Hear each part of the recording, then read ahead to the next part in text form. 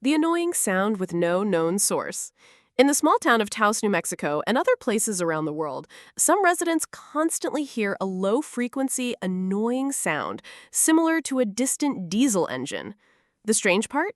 Most people can't hear it at all. This phenomenon is known as the Taos hum. For years, about 2% of the town's residents have complained about the sound, which causes them headaches and insomnia. Despite extensive scientific investigations using sensitive equipment, no one has been able to pinpoint the source of this sound. Is it industrial noise, a geological phenomenon, a form of collective tinnitus that these people are experiencing, or something even stranger? The hum remains a baffling mystery that shows there are things in our world that can significantly affect people's lives, even if they are invisible or inaudible to everyone.